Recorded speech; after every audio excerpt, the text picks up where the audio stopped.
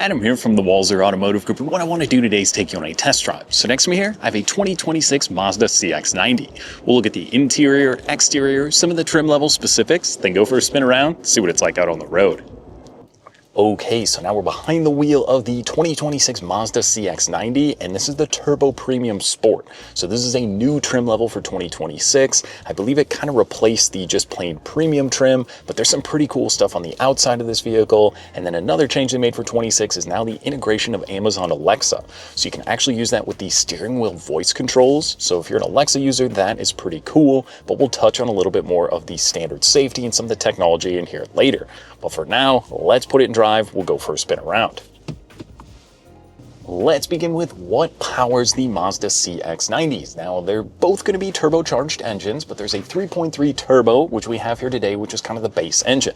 That's going to be about 280 horsepower, and then you can bump up to the larger turbocharged engine. That's going to go up to 340 horsepower. So if you want a little bit more of that kind of added power, and a little bit of maybe sacrifice fuel economy, you can bump up to the bigger turbocharged engine. Now, it is important to note that all Mazda SUVs come standard with all-wheel drive. Why do I say that? Because look outside. It is a terrible snowy day here today. I probably shouldn't even honestly be on the road, but I had to try it out to see how it was because not every day is going to be 75 and sunny. But the all-wheel drive system in here is so good. It's really an intelligent system. It can help you out. There's a few different drive modes you can even select between like a sport and an off-road mode. But between the traction control, the all-wheel drive, the added ride height in the CX-90 as well, this is a pretty awesome winter vehicle. As you can maybe hear in the video, there's a lot of slush on the road. We kind of got this like freezing rain almost first, so it is kind of nasty road conditions, but it's a great test to see how the CX-90 handles this weather. So far, very impressive. Now, there is a lot to be said about some of the safety that's going to come in the Mazda CX-90. Now, it's kind of standard stuff you'd expect nowadays, like blind spot monitoring in the mirrors or some of the emergency braking system.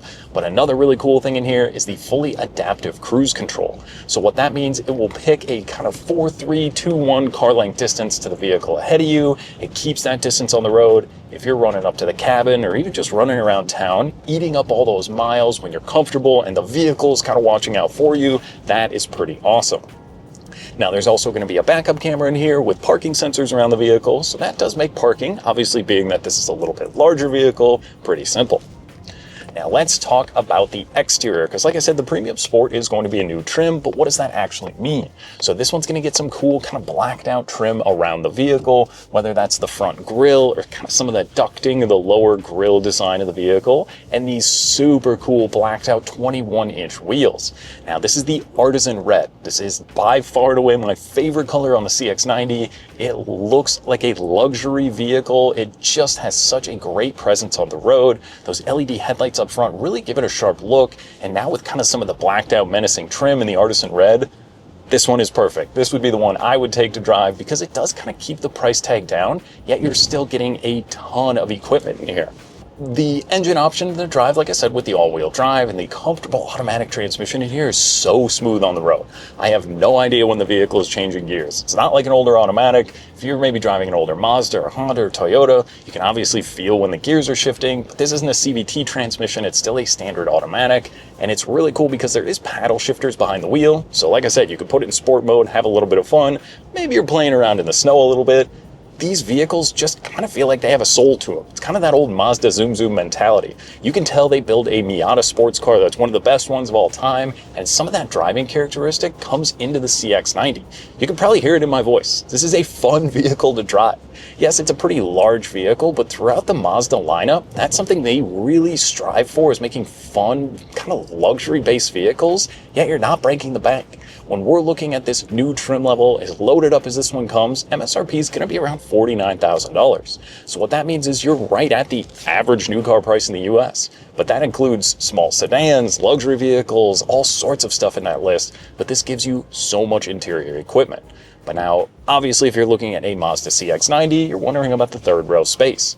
So to access that third row to begin with, there is a power liftgate out back if you need to load some stuff into the vehicle, or you're not hauling people. You can pull the handles, flip the seats down. It's really simple. There's also a little bit of underfloor storage in the back there, but really the third row, there's not too much room. Some of the huge like Yukons and Suburbans that you're used to give you so much space in these vehicles, but really I'm 6'1". Would I want to be back there all day? No. But for the most part, if you got the kiddos, they want to crawl around back there, there's going to be more than enough room for them.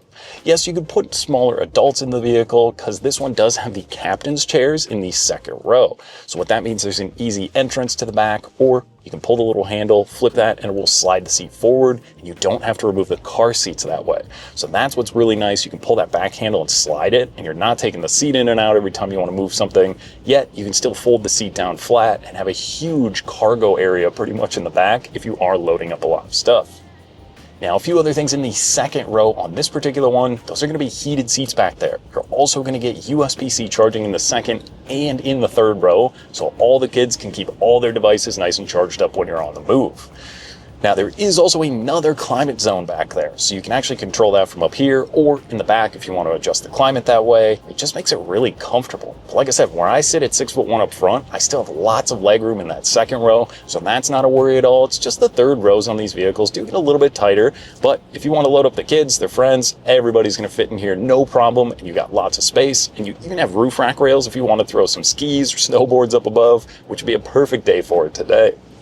Now, let's talk about the driver's seat, because I love the way these CX-90s drive. It's quiet and comfortable in here, even on a day like today when there's a ton of slush on the road and the wind's blowing pretty hard. It's still really nice. It's very well insulated in here. It just provides such a luxury driving experience. Like I said, if you went to buy a $50,000 maybe used German SUV, you would get something with 50,000+ miles on it, and I don't know if it would have all the technology that this one has at a brand new vehicle price. There is so much good stuff in here. Now, my seat is going to be power with a lumbar control, and also the passenger seat and the driver's seat are not only going to be heated to tackle these Minnesota winters, but they're also going to be ventilated. If you haven't had that before, it's a pretty sweet feature when it does get nice out again, having the ventilated seats. But one of my favorite features is the leather-wrapped heated steering wheel. So I got that on as soon as I got in the vehicle this morning. It just makes it so nice for tackling days like today when it is just snowy and cold and windy. I had to turn the heated seats down because they got hot pretty quickly, but the heated steering wheel is something I leave on all the time. It is such a great feature. Now let's talk about our phone. So I've got wireless charging in here. I've got USB-C charging up front as well. And then we also have wireless Apple CarPlay as well as Android Auto. So you can pair your phone up in about 30 seconds. That gives me text messaging, Google Maps, Spotify. It's all going to be built right into there. You can use it as a touch screen, or there's a little controller down here that Mazda gives you. So you can kind of go through the menu that way, yet keep your focus on the road ahead so you're not messing with your phone when you're on the move. Another thing that's pretty cool in here, this one also gets the heads-up display. See what I'm saying? The equipment list keeps adding up and up and up, yet you're not really extending the budget to $60,000 or $70,000 like you'd expect as a very well-equipped third-row SUV. Now, obviously, there's going to be trim levels down from here, so if you don't want all the equipment or the higher price tag, you can certainly do that. And there's even going to be a little bit higher price tag. Like I said, if you want the bigger motor and even more equipment, you can keep going up from here. But I think this is really a good sweet spot in the lineup.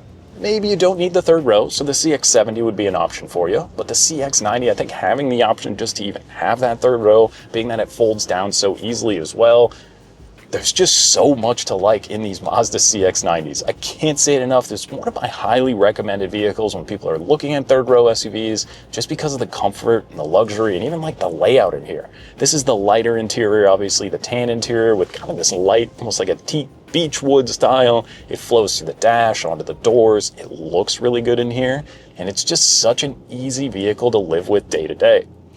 One of those little weird options this thing has as well is the second row doors open up pretty much fully at a 90-degree angle. So if you're loading the kids up in the car seats, you're getting some stuff into the vehicle, the door's not going to keep hitting you in the backside. There's lots of space when it opens up. And if that's something you load the kids in and you have room and you're comfortable doing that, it can make all of the difference. Now, this one also does get the Bose sound system in here. It is maybe worth the upgrade alone. It's such a great sound system. It sounds good in here. It just makes listening to your music or podcast so much better, or maybe even drowning out a little bit of noise in the back. So between the safety, the technology, the style in here, like I said, the artisan red with now this black trim that you can get on the vehicle, it looks so cool outside. I love the design language of these vehicles. I think Mazda did such a great job.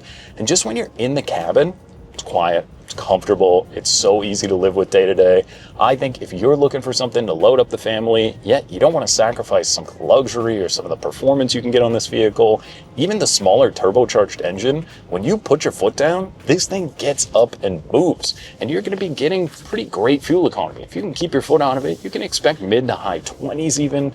So, you know, there's a lot to like here. They even offer a PHEV or plug-in hybrid if you want to save even a little bit more gas.